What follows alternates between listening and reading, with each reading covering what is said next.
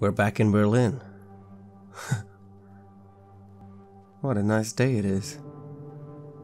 Warm. If I close my eyes, I can feel the sun's rays tickling my skin. And beneath it, something else is tickling.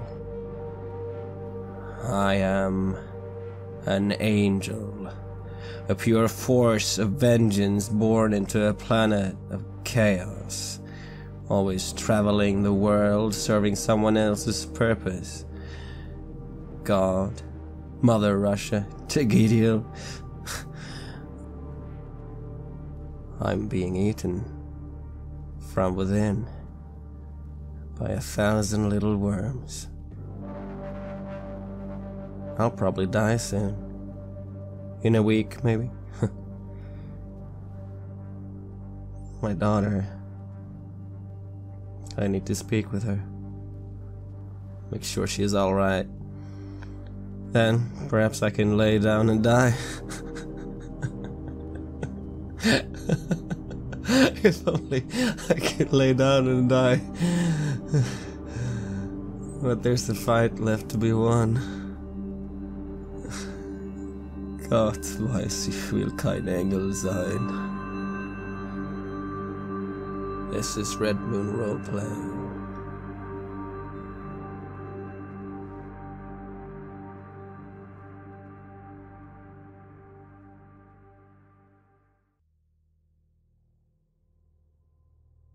Björn, you're on the phone. Hello?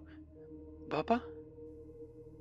That's what you think you are hearing. It's her voice. It's what you remember of it. She sounds so small.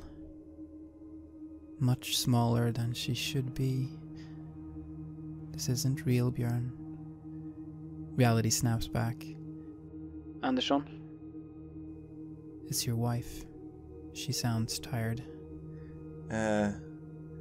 Anna, is that you? Yes. Who is this? It's me. It's Barakat. She switches over to Russian. It's you? It's really you? Yeah. After all this time? Yeah. It's me. How are you? I'm good, Barakat. I'm good. Anika? She's good as well. She missed you for a long time, but then she forgot. I'm sorry. I'm really sorry, Barakat. I don't think there's anything here for you anymore. Life moves on. I thought you had as well. Well, yeah, of course. It wasn't my first choice, as you know, but yeah, I did in a way choose this life, and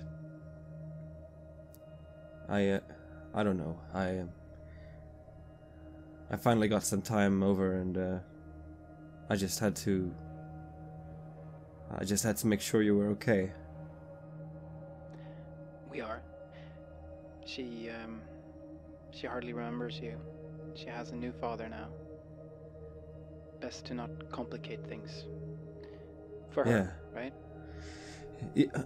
Yeah, that's good. That's really good. That's really good. I'm glad to hear that.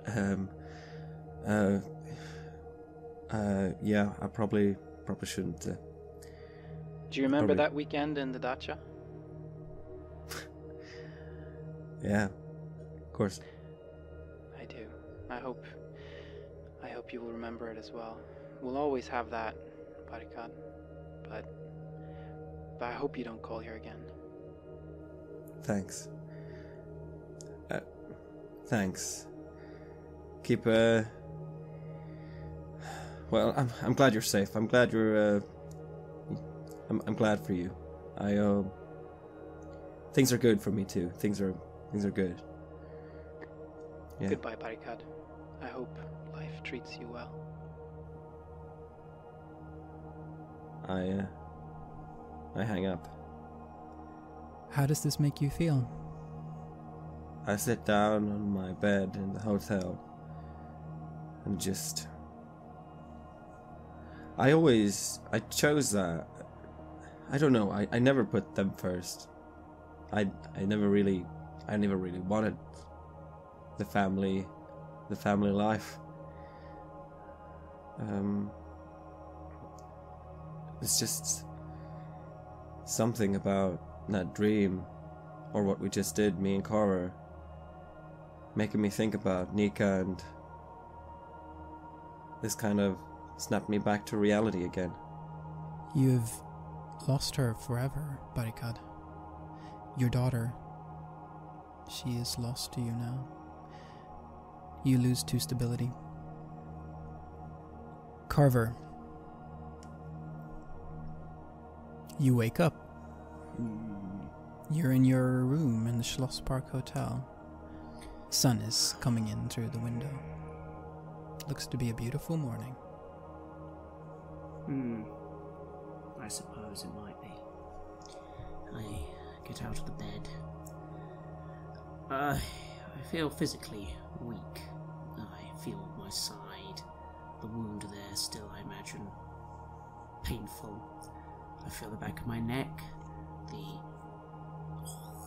scabs there still painful. I look down at my hand, seeing, I imagine, the bite mark inflicted by myself. I look at my other arm with the gash I inflicted days, weeks ago. I just slump back in bed for a moment. Physically, I just feel so little now, especially how I felt before in the other place. So much stronger. But I suppose I also noticed that despite all this, I feel very calm. Almost taking in the sunlit bedroom and feeling normal-ish, at least. Yes, for the first time you feel in control. You are the master of your dreams. You have vanquished an incarnate. There's a power rush there. It's exhilarating. It is. It almost makes the physical pain not feel so bad. Still, I get up. I start to dress. At this point, looking around, I start to remember that it seems we haven't left. Everything should be here. Where's Jenkins? You look for him in the room. He's nowhere to be found. He is gone. You haven't seen him for a long time now. Except in that vision in Leningrad. The vision where you killed him. You cut his head off. I try not to think of that. I hope that maybe he'll just be downstairs in the car. That's where he was actually left, after all. I hope so. Yes, you need to look in the car for him. You need to make sure that he's okay. The boils start itching. The tingling sensation continues. It's deeper now, Carver. It's deeper. And there's more of them now than before. The clock is ticking. The brief moment of respite I felt I had is gone. To be honest, as well, now I'm thinking more clearly. I'm very aware that we need to get a move on. Although for a moment I noticed there's a phone in the room, and I just for a moment think about everything I think I learned. Is there time to make a phone call? Maybe not. What do I think? A phone call is not difficult to manage. You should be able to do that. I'm very torn, but I kind of collect my clothes together and I go, and very slowly I dial the last number I had for my sister. God knows if it's still correct. You dial it. The signals go, several of them. The answering machine picks up. Hey, this is Jen. I'm out and about. Leave me a message and I'll call you back. Kind of don't say anything for a while. And then I just go, Jen, it's Carver. James, hope you're well. Just hope you're fine. Don't worry about me. And I just hang up the phone, like, and I think to myself, that was just ridiculous. But to be honest, she can't call me back, so there's no point. I'll have to just let it lie low for now. I go and just get whatever stuff I had in the room with me packed up and start to leave. Yes, you do that. Björn, what are you doing now? I'm angry. I don't know what I have right now. I feel like shit. This infection, I'm supposing I feel kind of the same like Carver. Yes, indeed. The boils, they're itching and it goes deeper and deeper. And it's coming close now. And what do I have? I mean, I never wanted a family. I never wanted a child. Why is that? What does that have to be important? And what do I have? I mean, I wanted Vova, and I never got him, and I don't know. What do I have left? Yeah, what is the point of all this, actually, Björn? Why do you continue to fight this? Why not just end it? There's no point to that either. There's just no point. There's no point in stopping because that's not how I'm programmed. You just keep on doing whatever you're doing, and I don't know, maybe in the end, what happens in the end? I don't know. I just look down and I see the Bible from the hotel, and I've ripped out 20 pages. I'm making a sea of pages on the floor. I just close it and I sigh and I get up. I put it back in the drawer, kick the pages, and I start getting dressed. I don't know where I'm going with this, but I feel like I just was there to do, but to do the next thing. I'm sure Carver has a better idea of what to do than I anyway. But there are people that are still alive. Vova's still out there. And, well, do you believe in God? I kind of want to.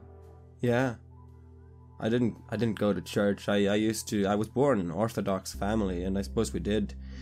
But it kind of fell away, and now people are talking, I mean, the things we are meeting are servants of God. Are they not angels then? Are you not serving the angels? Are you not a servant of God, Björn? Isn't that something that brings you some kind of sense of self-worth? As I put on my coat, I make a little laugh at myself. I mean, what did I just do? Did I just kill a part of a demon or a devil, or did I just fight a divine battle? It's ridiculous. But did I just do that? I shake my head. That actually is what happened, isn't it? Yeah. That is profoundly odd. I take out the clip from my gun, check it, and I put it back in, and then into the shoulder holster. Are the duffel bags, are they up here still? Yes, the duffel bags that did not travel with you. There were several of them, and there was one that came with you, or two. But the others are still here, and there's plenty of weapons, there's plenty of material. You could fight a small war with what you have in your hotel room. I guess that's what we're doing. We're fighting a war. And maybe it's not just about me and this curse. I'm just a warrior in this big war, and I'm doing something. Yeah, these things don't matter. I mean, supposedly I have friends, people that I love. Yeah, but this is bigger, and this is something that I just have to keep on doing. But I feel like I'm kind of unhinged, kind of feeling that I might be easily triggered to do something stupid if I don't keep myself in check. Yes, you look at the state of the room with all the pulled out Bible pages, and you realize that, yes, you're not quite yourself, are you? But, well, there are things to be done. And the mission calls you. And I shoulder 2 of the duffel bags that I know I might have use of. And I get out of the room, and I go over to find Carver. Yes, Carver. You hear a knock on your door.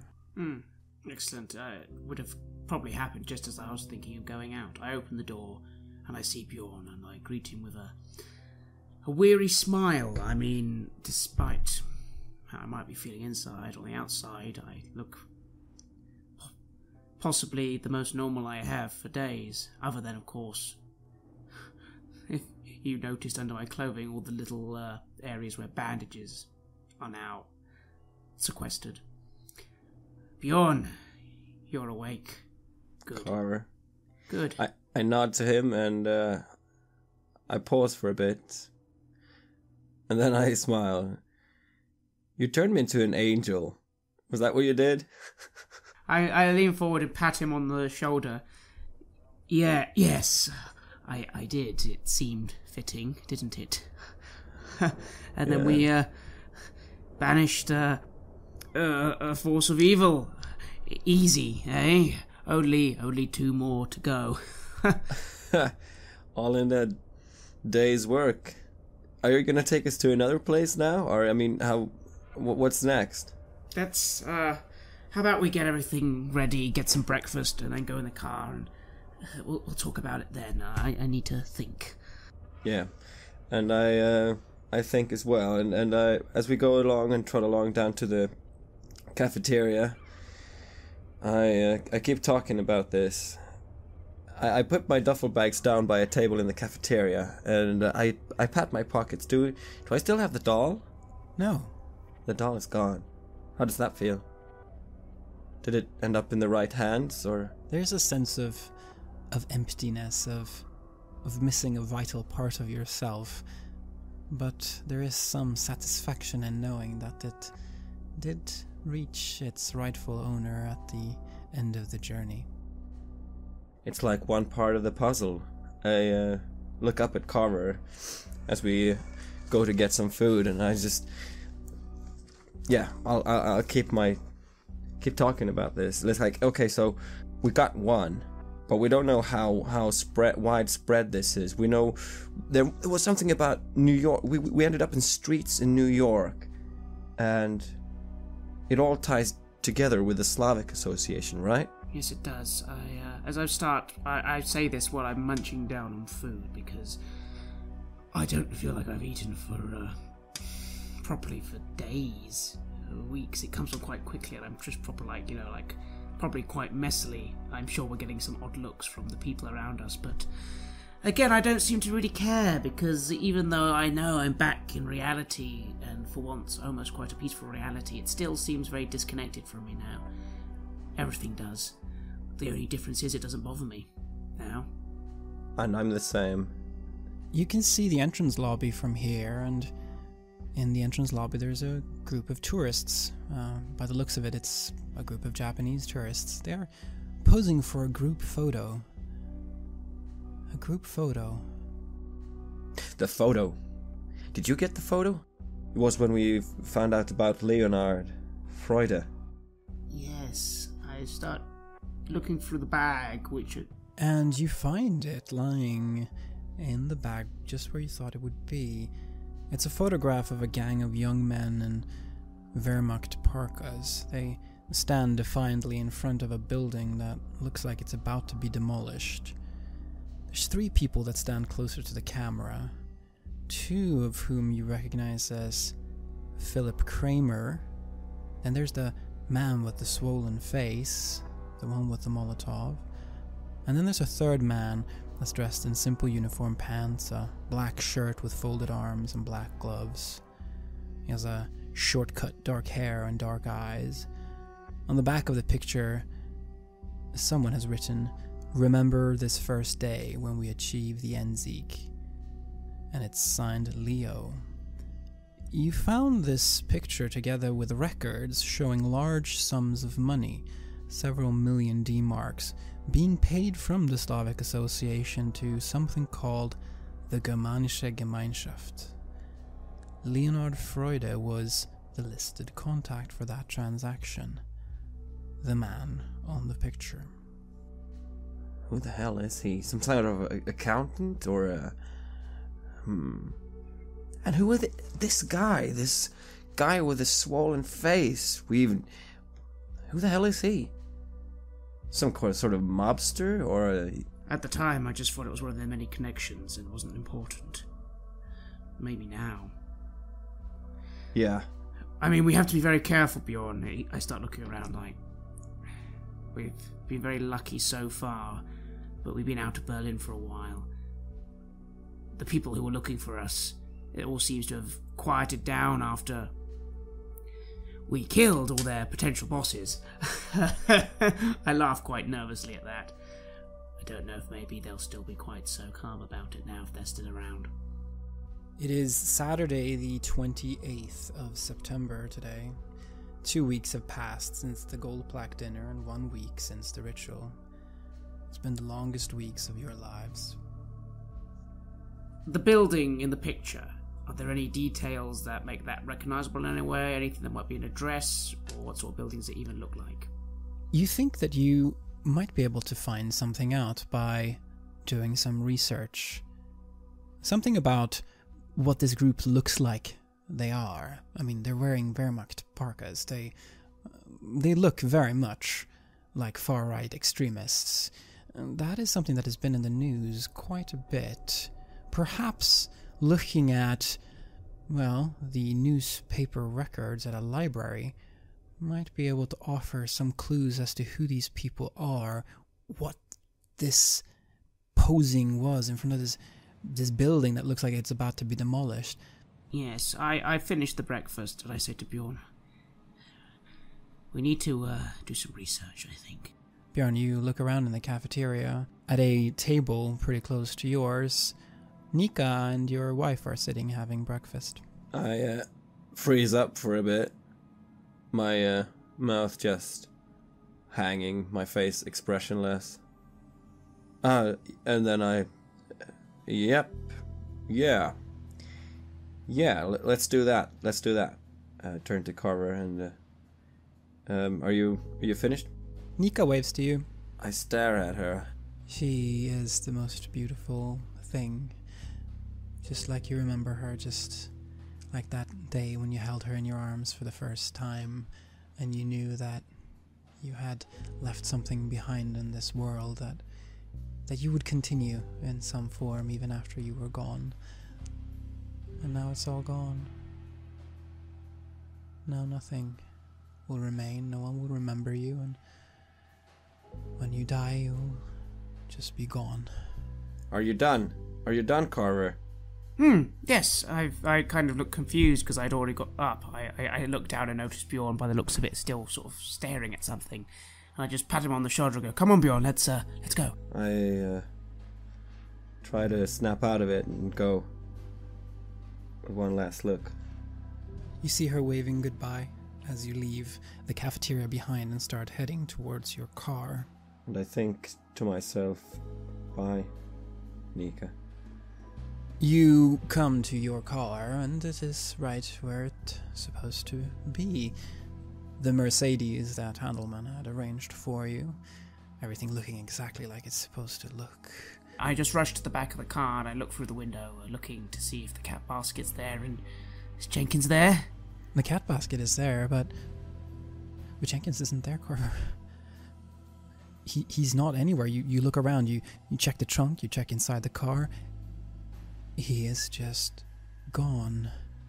He has never been gone this long. And you're filled with a sense of dread, of panic, of some of the things that happened in the dream. They became reality, yes? So what about that vision? Did that become reality? Have you killed Jenkins? You lose one stability as you think about this, because he is nowhere to be found. He has been the thing that has kept you sane and has kept you feeling like you have some connection with this world, and now he's just gone. And where is he? Where is Jenkins? Where is he? I remember leaving the doors of the window. He would have been able to get out. I've been gone. He's just gone. Maybe he's found some food somewhere. I'm sure he'll be fine. Maybe it's better this way. Well, you know how he is. He always goes out for strolls all around the place. Yeah, I mean, it wouldn't surprise me if he's like suddenly in your apartment back in Hamburg, the way he is going around. You know, he's don't worry. I'm sure he's fine. I mean, even without unspoken dialogue, I have understood that this is what Carver is looking for. Of course, that it would be Jenkins. So I just go straight to the subject. Maybe it's better this way. Maybe he's somewhere safe now. Remember, I wanted him to stay safe. He wanted to come. He's a silly cat. Oh. I'm sure he's fine. Carver. Don't worry. He'll be back. That moment plays up in your head again. 1 chop, 2 chops. It just didn't go through the whole way the first time. You really don't feel well at this realization and at the fact that he is nowhere to be found, but you regain control. You regain control. I go to open the back seat door, look around a bit, close it, then get in the front seat next to the driver's seat, and I just go, I'll have to think of it later. We need to focus. Let's go. Let's just go, Bjorn. We don't have much time. I start the car and we head off to the library, the town. Yes, you head towards the closest library to where you are currently in Berlin, in the Charlottenburg area. And you can go through newspaper clippings, and you can go through essentially all of the official records that are available at a library. So, Carver, I would like you to roll to investigate, to find out about, well, what it is that you want to find out about. Let's see how many questions you get. Yes, I start entering the library, and I just go to work.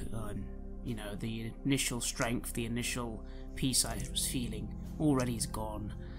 The only thing we can do is focus on what is in front of me, and I will investigate. 10. So I suppose I'll go for this basic question of how can I find out more about what I'm investigating? And you consult the records that are available at the library. You have to ask for help in order to get what you're looking for.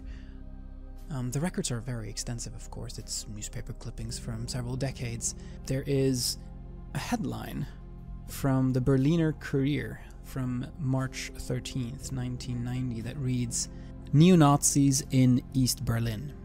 It details the rise of neo-Nazi groups after the reunification, focused on an East Berlin squat house on a street called Lüchener Straße that was occupied by a neo-Nazi group. The group is named. It's called the Germanische Gemeinschaft. And this is where that picture comes from.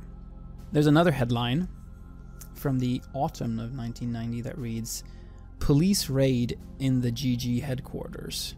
Apparently the police were searching for weapons, but they came out empty-handed. There's a third headline from that autumn that reads, "We are Democrats. Leonard Freude, a representative for Germanische Gemeinschaft, denies the movement is a non-democratic organization. All 3 articles are written by a man named Dennis Strauch. Aside from these press clippings, there are no records of the Germanische Gemeinschaft, and no newspaper articles of anything before 1990. It's as if it's all been wiped clean. But that street address... So that street address seemed to be where a potential building or headquarters was raided or something. Is that what I'm getting? Yes, exactly. It seems as if this group has taken a squat house, a house that was supposed to be demolished. They have occupied it and they have made it their headquarters, and for some reason no one has chased them out of there. Perhaps they're still there. Yes. GG. Bjorn, maybe we should check this address out. There might be something there we can find. Do you think it is connected to the building that they're standing in front of on the photo? Could that be the one? Maybe. Or at least the street might offer some information, some clues. There is one more thing that you find as you're looking through the records. This journalist, Dennis Strauch, you find a large obituary in the Berliner Courier from December of 1990. It seems that Mr. Strauch was killed by a stray bullet in Christiania in Denmark. He was investigating violent clashes between biker gangs that were armed with Soviet weaponry. His co-workers were very sad about his passing. You find no indication of anyone continuing this investigation, nor writing more about the Germanische Gemeinschaft after Mr. Strauch was killed. I'm not surprised, though. I mean, considering the people that we're dealing with here. But, this bit about... Hey, Soviet... Did you say it was Soviet weaponry? Yes. And wasn't there a huge trade that somehow the SA engaged in that we don't know what it came from, the money? Yes. I mean, they were giving these people a lot of money. Do you think they were trading in military stuff? Maybe the minions of Chigidiel had been trying to fund themselves a little physical army for some purpose. Huh. Well, they could certainly have the connections to start shipping. That's interesting. Would they be able to find any records or connections to that? I mean, to be able to connect that? I suppose I can try looking a little more. If we're waiting to the evening, I suppose I can say that we spend a few more hours here in the library. Go on then, I'll try and look for that information. Yeah, if you spend the rest of the day, you can roll one more time for investigate. Just think about, well, in that case, what is it that... What is that you're looking for, and would it be reasonable to be able to find it in a library? 15. I think once again I'll go for how can I find out more, because I'm not entirely sure if all that information will be available here in this library, but maybe some clues to how I could get it. And then I will also throw in, is there anything weird about this information? One thing that definitely strikes you is this wiping clean. It really reminds you of the investigations of the Slavic Association. Someone with the ability to pull some strings has been in here and cleaning up what records exist about what this group has been doing, which means that it is likely connected to people with a lot of power. Now, to find out more, you might need to visit the Germanische Gemeinschaft. You might need to look at their records. You might need to find out what do they have, or what perhaps businesses connected with them, what they have, and perhaps through that you can learn more about what they're actually doing and how that may connect to the Incarnate's plan, whatever it is. Yes, I suppose that covers the second part as well, because all through the weird thing is like, yeah, is there anything... The normal thing would be that these are just a standard neo-Nazi group of people trying to, cause racial tension, violence, all that jazz. Hell, even the funding could just be some secret neo-Nazis of the Slavic Association. That would be normal, in a way. So, is there anything about it, all of these things that just seems like more than just funding of a little potential terrorist organisation or a rallying organisation. Is anything like that? Also, more information maybe on Leonhard Freude himself. Does he have any things of public record or mentioned in other articles? No, that's the thing. Just like the Germanische Gemeinschaft, he doesn't actually pop up until this very article speaking about the Germanische Gemeinschaft. But they must have been around before. They cannot just have popped up out of nowhere. A thing that really strikes you as being odd is a building on Lichner Straße that's supposed to be demolished. If that is still there today, if they're using that as a headquarters, that doesn't make any sense. That would be prime real estate. That would be an area that should actually be worth quite a lot of money.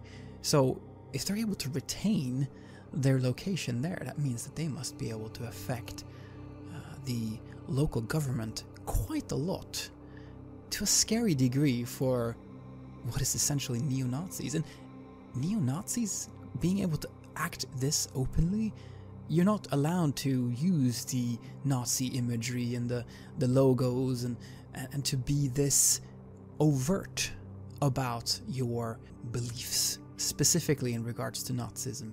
That is not something that the government takes lightly upon, yet here they are. What makes them so special?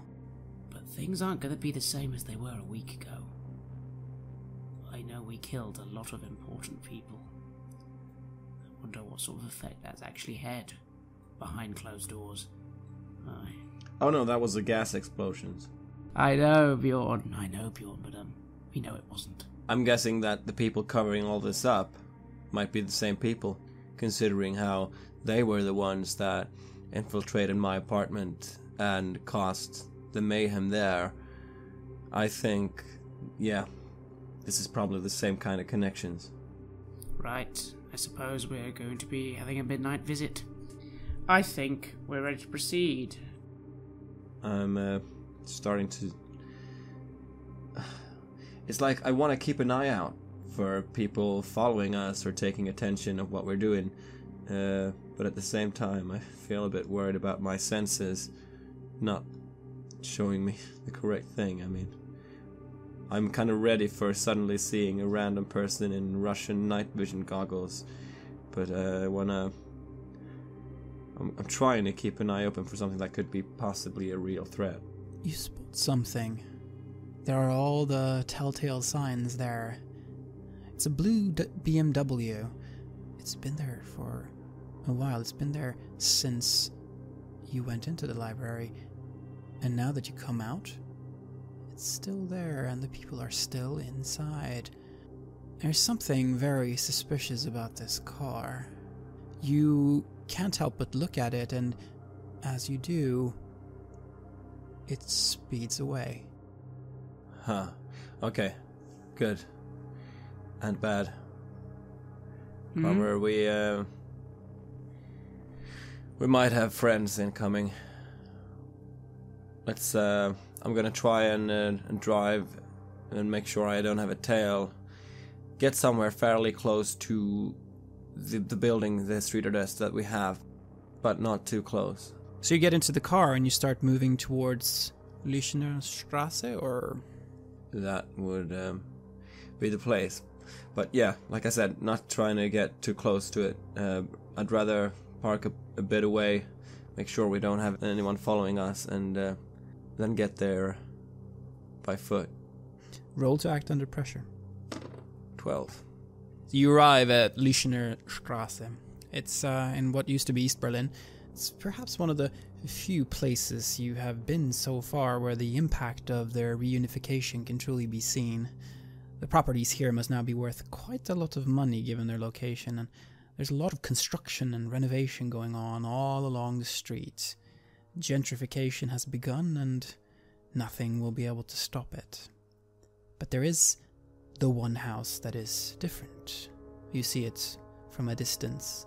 An old, dilapidated building with 2 burned-out cars in front of it to add to the decrepit appearance. There's a fence of barbed wire anchored with heavy oil barrels that run the building's perimeter. And there's a gate in the fence where 2 guards, casually wearing Wehrmacht parkas, are standing. This is very, very strange. You see, as you are looking at this location, that there's quite a bit of people coming, nodding to the guards and entering the place. Most have a certain look, Nazi chick, if you know what I mean. I suppose part of me wasn't expecting to see the place so active, but fucking hell, it looks like a little military compound or something, right? Yeah, but really, I mean, shabby. Do you feel anything weird about this place? I mean, with your, I don't know, the thing you do? No, I need to get a bit closer. Are people moving in and out? Are they showing some sort of identification? No, the guards seem fairly lackadaisical. They're just sort of eyeing the people, basically looking to see that they look the part. But you see so many different people coming and going that you can't imagine that they would know all the faces necessarily. And there's certainly no ID being checked and no pat-downs or checks of bags or anything like that. They're just standing there, perhaps just being sentries to help relay information about possible threats, like police officers and those kinds of things. That's the feeling that you get. What do you think, Bjorn? Could we just walk in? We might need to kind of look the part more. And I look at my watch, and it's a bit late for going shopping. For a while, I'm considering the idea of stalking someone who is coming out and get their gear and sort of take it from there. I would like you to roll to observe the situation to find out how you can secure the right clothes to look the part. Yeah. 9. You notice a few things about the building to begin with. The buildings next to this dilapidated building, both are seemingly deserted with windows and doors barred. This must also be prime real estate. It's very odd that they also are not being taken care of properly. Perhaps their power extends to these buildings as well. And there's a lot of people this time now in the evening, because it has become around 8 o'clock. It's dark outside already, and you can see that it's starting to rain a little bit. But there's a lot of Nazi punks, of people dressed in the military gear. There's a lot of them hanging around here. There seems to be something going on at the location, as if there's a party or something that's supposed to happen. You get the feeling that there's a club or like a pub over there. You hear the sound of instruments being tuned. There is something that's going to happen here, and there is, yes, several groups of people standing around, smoking and drinking. Some of the groups are smaller, and there's people that are your size. Are people like getting drunk and stuff, or? Yeah. Not just alcohol either, man. Drugs. You smell the smell of hashish. Looks like there's a party getting started. Sounds like it too. We could just walk in, couldn't we? I mean, not everyone looks like an obvious neo-Nazi. Maybe just approach. Maybe go for an initial approach. Just be cool. See if we get stopped. I look at Carver and I assess this. Do I think we could pass? You notice the normal-looking people, they do get eyed extra by the guards, and are kind of, let through. But in order to really be able to fit in to this party, and to really be one in the group, you really should look like them. Anything else, and you will stand out as being, either suspicious or not quite good enough, Especially if you would like to go somewhere that is a little bit more sensitive.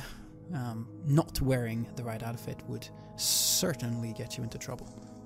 Yeah, I don't want to get extra attention in any way. They might even be looking for us, seeing as how we've been into a bit of trouble with these people. Okay. What could I do here? I could try and drug someone with something from our packs. Or I could, I don't know, knock someone out in a side alley, or I could just kill someone, I guess. For a moment, I almost look like I'm going to say something, like a little part of me still feels this is like, what are you doing? And then I think of everything that's happened so far. I just sort of stare at Bjorn and I just sort of nod, like, if you think that's necessary, I start looking around, who should we target? I suppose they're all neo-Nazis anyway, who cares? I try to see if there's someone who is a little bit extra drunk that might be heading out, especially if they want to go and just take a piss on the side somewhere, you know. You see just the two guys that would fit you perfectly. They are very drunk already. It's just 8 o'clock. These guys must have gotten an early start somewhere. Looks to be some drugs involved as well. And yeah, they've snuck off to take a leak. And you know, when you do that, you don't want to be in front of everybody. So, well, looks like they're heading into a rather secluded area. How convenient. Yeah, I'm gonna ask Carver to... I guess it's better if he comes along in case we gotta just change clothes quickly and stuff, yeah. Okay, I nod, and I'll start following, looking around a little bit concerned. After all, this is reality. I feel like my normal self here, to be honest, which is not very skilled at this sort of potential situation. But I'm hoping they're drunk. Maybe they'll just think it's a game. I'm thinking that the way this organization is cleaning stuff up, I'm not gonna worry too much about authorities finding something here. I'm thinking that they are already looking for us. If I take these guys out, they're gonna clean that up as well, and we'll still be equally much a target as we were before. As I follow them into the back alley here, I'm just gonna kill them. I'm just gonna shoot them in the back. You have your gun and your silencer with you. That feels like the most logical approach to this. If they lived, they might be able to tell someone about what happened, and that would put you at risk. Yes, best just kill them. I notice this happening, and for a moment, I just gently touch Bjorn on the shoulder, like, Bjorn, we don't need to kill them, do we? Or you're just gonna threaten them? I'm not saying anything because I don't want to get attention. I'm just gonna do it. Carver, he walks quite quickly. He basically just walks up to them, and you touch him. You try to talk to him, and he walks with fast steps. And they're standing here against a wall. They're slurring as they're talking to each other. And he just walks up and casually shoots both of them in the back of the head. They slump over in their own piss, and they're dead. I take them by the collar and I pull them to the side, not to make them too disgusting, and I start taking off their outer clothes, because we're just gonna need their jackets, I think, basically, mostly that. Maybe if they have a cap or something like that, we use that as well. Yeah, they got these Wehrmacht parkas. That should be enough, just a jacket, that should be it. That makes sense. One of them has a cap also. Yeah, maybe take that one. Carver, you see this execution happen. They look to be, sure, they have the typical look of neo-Nazis, but they look to have been maybe 19 years old, young kids. And now they're dead. Their brains are splattered all over the street here. I looked to the street for a moment. Has this all happened so we've not been noticed at all? No, it's okay. Nobody has seen this. I feel a bit sick, but I suppose I feel like I should feel so much more. But I don't think I do I?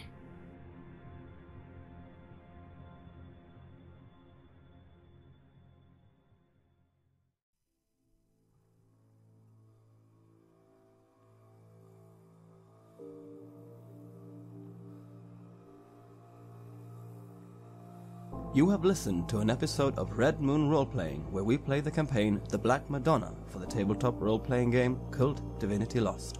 The Black Madonna was originally constructed by Gunilla Jonsson and Mikael Petersen in 1991, with additional material for the 2017 edition by Marco Berman, Mattias Fredriksson, Petter Nallo, and Robin Liljenberg.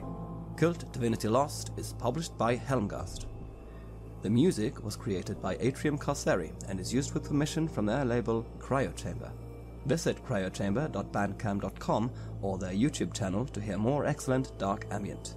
A new episode of Red Moon Roleplaying is released every Friday. Please like our Facebook page and give us comments, input and feedback there. You can also visit us at redmoonroleplaying.com.